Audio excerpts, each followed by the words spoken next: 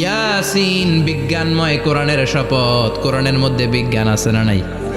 অভাব নাই। কয়টা শুনবেন? আল্লাহ কসমোলজির কথা বলেছে, অ্যাস্ট্রোলজি কথা। কসমোলজি হচ্ছে সৃষ্টি তত্ত্ব। কসমোলজি কি? সবাই বলেন কসমোলজি কি? আল্লাহ বললেন আওয়ালাম ইয়ারাল্লাযীনা কাফারু আন্নাস সামাওয়াতি ওয়াল আরদা কানাতা রাতকান ফাফাতাকনাহুমা। কাফেররা কি দেখে না মহাবিশ্বের সব কিছু একসাথে মিলে ঝিলে ছিল, বিশাল এক বিস্ফোরণের মাধ্যমে আমি মহাবিশ্ব তৈরি করেছি। সুবহানাল্লাহ। আদিতে শুরুতে কিন্তু সব আকাশ, বাতাস, জমিন, চন্দ্র, সূর্য, নক্ষত্র, গ্রহ, নীহারিকা পুঞ্জ, গ্যালাক্সি, ব্ল্যাক হোল সব কিছু মিলেমিশে একসাথে ছিল।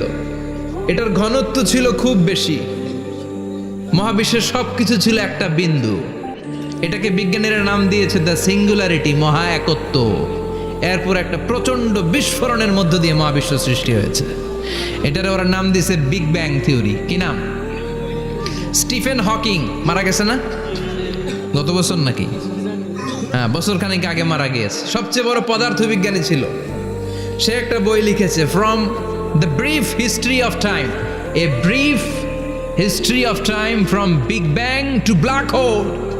সেখানে সে প্রমাণ করেছে কোরআনের এই আয়াত, কানাতা রাতকান, মহাবিশ্বের সব কিছু একটা বিন্দু ছিল। চাঁদ, সূর্য, গ্রহ, তারা সব কি ছিল? কথা বলেন, সবাই বলেন। একটা মাত্র বিন্দু ছিল। আল্লাহ বলেন, don't the disbeliever observe that the heavens and earth were joint together, then I separated with a gigantic sound explosion. সব একসাথে ছিল, চাঁদ, তারা, আকাশ, নদী, নালা সব একসাথে। তারপরে একটা বিকট বিস্ফোরণের মধ্য দিয়ে পৃথিবী হয়েছে, এ চাঁদ হয়েছে, চন্দ্র হয়েছে, সূর্য হয়েছে, মহাবিশ্বের সব কিছু এই মহাবিস্ফোরণের মধ্য দিয়ে হয়েছে। চিৎকার করে পড়েন আল্লাহু আকবার। এই যে ছোট্ট পৃথিবীতে আমরা বসে আছি, এই পৃথিবীর চেয়ে সূর্য 13 লক্ষ গুণ বড়। চিল্লায় পড়েন আল্লাহু আকবার। এটা কি বাড়ির কাছের কথা? 13 লক্ষ গুণ বড়, কল্পনা করা যায়? তার মানে কি সূর্যই সবচেয়ে বড়? না, সূর্যের চেয়ে অনেক বড় বড় তারা আছে।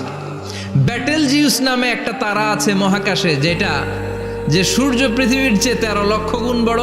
এই ব্যাটেলজিউস তারা সূর্যের চেয়ে 33 কোটি গুণ বড়। এই ব্যাটেলজিউস তারাটাই কি সবচেয়ে বড়? না, এর চেয়েও কত বড় তারা যে আছে কোনো হিসাব নাই। এরকম বিশাল বিশাল তারা ঘুরতে ঘুরতে মাওয়াকিউন নুজুম, ব্ল্যাক হোল নামে একটা রেঞ্জ আছে। এই রেঞ্জের মধ্যে যদি ঢুকে যায়, ছোট্ট বাচ্চার মুখে চকলেট দিলে বাচ্চা যেমনি চকলেট চুষে খেয়ে ফেলে, এই বিশাল বিশাল তারাগুলো ব্ল্যাক হোলের মধ্যে ঢুকলে এক মুহূর্তের মধ্যে নিঃশেষ হয়ে যায়। চিল্লায় পড়েন আল্লাহু আকবার। এজন্য আল্লাহ বললেন, ফালা উকসিমু বিমাওয়াকিউন নুজুম, এই তারকা নিঃশেষ হওয়ার যে জায়গাটা, এই জায়গার কসম আমি কোরআনের মধ্যে খেলাম। এই ব্ল্যাক হোলের রেঞ্জের ভেতরে তারা আসলে মুহূর্তের মধ্যে নিঃশেষ বানিয়ে দেয় কে? একটা তারার চেয়ে আরেকটা তারা বড়। এরকম হাজার কোটি তারা মিলে আমাদের গ্যালাক্সি। এই গ্যালাক্সির নাম হচ্ছে মিল্কি ওয়ে। কি নাম? আমাদের গ্যালাক্সির নাম কি? সবাই বলেন তো। Milky way. কি নাম? এরকম একটা গ্যালাক্সি না, লক্ষ কোটি গ্যালাক্সি আছে। আমাদের গ্যালাক্সির পরে সবচেয়ে কাছের গ্যালাক্সির নাম অ্যান্ড্রোমেডা। কি নাম? এই অ্যান্ড্রোমেডা গ্যালাক্সি আমাদের গ্যালাক্সি থেকে 2.5 মিলিয়ন লাইট ইয়ার দূরে, মানে 25 লক্ষ লাইট ইয়ার। সুবহানাল্লাহ কইবেন না? আলোর গতি হচ্ছে পৃথিবীতে সবচেয়ে বেশি বর্তমান সময় পর্যন্ত। জানেন সেকেন্ডে কত মাইল? 1,86,000 মাইল। এক সেকেন্ডে আলো ছুটে 1,86,000 মাইল বেগে। এত বেগের কোনো প্লেন বা রকেট নিয়ে যদি আপনি আমাদের গ্যালাক্সি থেকে মিল্কি ওয়ে থেকে অ্যান্ড্রোমেডাতে যেতে চান, তাহলে আপনার 25 লক্ষ বছর লেগে যাবে। সুবহানাল্লাহ বাড়িতে যায় বললেন। এরপর আল্লাহ বললেন, ওয়াস-সামাআ বানাইনাহা বিআইদিন ওয়া ইন্না লামুসিউন, আকাশ আমি বানালাম, গ্যালাক্সি আমি বানালাম। বানানোর পর থেকে সবগুলোর আমি প্রশস্ত করতে শুরু করে দিলাম। সব ছিল ক্ষুদ্র, একটা বিন্দুর মধ্যে আমি বিস্ফোরণ করলাম। একটা আওয়াজ দিই, আওয়াজটা ছিল কুন। আওয়াজটা ছিল কি? জোরে কন, আবার কন। কুন ফায়া। ইন্নামা আমরুহু ইযা আরাদা শাইআন আন ইয়াকুলা লাহু কুন ফায়াকুন। আল্লাহ যখন কিছু করতে চান শুধু বলেন কুন, শুধু বলেন বি। কুন মানে বি, ইট ওয়াজ, এটা হয়ে যায়। হাও বলতে দেরি। এই মহাবিস্ফোরণের নেপথ্যে যে শব্দটা ছিল সেটা ছিল কুন। সেটা ছিল কি? আল্লাহ কুন বলতে দেরি, মুহূর্তের মধ্যে বিগ ব্যাং, বিশাল এক্সপ্লোশন, তারপর থেকে মহাবিশ্ব ছড়াচ্ছে। আল্লাহ বলছেন এই কোরআনের ভেতরে বলে দিয়েছেন ওয়া ইন্না লা মুসিউন, আমি এই মহাবিশ্বকে, এই গোটা ইউনিভার্সকে আমি প্রতিনিয়ত সম্প্রসারিত করছি। প্রতিনিয়ত এটা বড় হচ্ছে, সম্প্রসারিত হচ্ছে। চিল্লায় বলেন আল্লাহু আকবার। আজ থেকে মাত্র 20 বছর আগে এটা তারা আবিষ্কার করেছে। এটা কোন সাল? 2000। 20 বছর পেছনে গেলে কত? 1998, তাই না? এই 1998 সালে তারা আবিষ্কার করেছে সুপারনোভা কসমোলজি প্রজেক্ট। এই সুপারনোভা কসমোলজি প্রজেক্টে তারা এই সিদ্ধান্তে এসেছে যে মহাবিশ্ব কোন নামক এক বিস্ফোরণের পর থেকে যে সম্প্রসারিত হচ্ছে, আজ পর্যন্ত এটা শুধু বাড়ছে আর বাড়ছে, অ্যাক্সেলারেটিং হচ্ছে, এক্সপান্ডিং হচ্ছে, এটা কমছে না। কিয়ামত পর্যন্ত এটা বাড়তেই থাকবে। চিৎকার করে পড়েন আল্লাহু আকবার। এজন্য আল্লাহ বললেন ইয়াসিন ওয়াল কোরআনিল হাকিম, বিজ্ঞানময় প্রজ্ঞাময় কোরআনের শপথ। এই কোরআনের ভেতরে আমি কসমোলজির কথা বলেছি, অ্যাস্ট্রোলজির কথা বলেছি, জিওলজির কথা বলেছি, ফিজিক্সের কথাও বলেছি। সুবহানাল্লাহ। ফিজিক্স মানে কি? পদার্থ। পদার্থের সবচেয়ে বড় উপাদান হচ্ছে লোহা। লোহার কথা কিন্তু কোরআনে নাই। আছে? কই আছে? হ্যাঁ, সূরাতুল হাদিদ, লোহার নামে একটা সূরা দিয়েছে আল্লাহ কোরআনে। সুবহানাল্লাহ পড়বেন না? সূরার নাম সূরাতুল হাদিদ। সূরার নাম কি? চিল্লায় বলেন সূরার নাম সূরাতুল হাদিদ। হাদিদ মানে লোহা। আল্লাহ বললেন ওয়া আনজালনাল হাদিদা ফীহি বাসুন শাদীদ।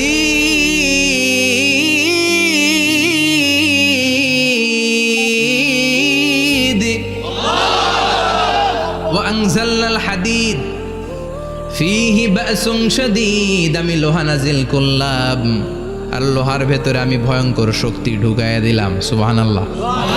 ফিহি মানাফিউ লিন্নাস, লোহার ভেতরে মানুষের জন্য অনেক কল্যাণ আছে। সুবহানাল্লাহ। লোহা ছাড়া পৃথিবীতে কিছু হয়? আংটি বানাতে লোহার দরকার আছে না নাই? ঘড়ি বানাতে, গাড়ি বানাতে, বাড়ি বানাতে, মোবাইল বানাতে, হেলিকপ্টার, প্লেন, রকেট, মাইকের স্ট্যান্ড। সুবহানাল্লাহ কোন? এমন কোন জিনিস নাই যেটার মধ্যে লোহা লাগে না। এজন্য আল্লাহ বললেন এই লোহার নামে আমি একটা সূরা ডেডিকেট করলাম। ওয়া আনজালনাল হাদিদ ফিহি বাসুন শাদীদ, আমি লোহাকে নাজিল করেছি। আল্লাহ বলেছেন, খেয়াল করে শব্দটা শুনেন, ওয়া আনজালনাল হাদিদ, আমি লোহাকে উপর থেকে নাজিল করেছি। কি করেছি? কথা বলেন। তার মানে লোহা পৃথিবীতে ছিল না, নাজিল করছে কে? লোহা পৃথিবীতে ছিল? পৃথিবীতে ছিল? পৃথিবীতে থাকলে নাজিল করবেন কেন? এই যে কোরআনটা পৃথিবীতে আগে ছিল, নাজিল করছে কে? কোন ফেরেশতাকে দিয়ে? সাইয়েদনা জিবরাইল। কোন নবীর উপর? বিশ্বনবী মুহাম্মদুর রাসূলুল্লাহ। আল্লাহু আকবার। তার মানে ওহি পৃথিবীতে ছিল না, আল্লাহ উপর থেকে নাজিল করেছেন। নুজুল মানে উপর থেকে নিচের দিকে আসা। এই নুজুল শব্দ ব্যবহার করে আল্লাহ বললেন ওয়া আনজালনাল হাদিদ, লোহাকে আমি নাজিল করেছি। তার মানে লোহা পৃথিবীর উপাদান নয়, লোহা এসেছে উপর থেকে। কোন সুবহানাল্লাহ।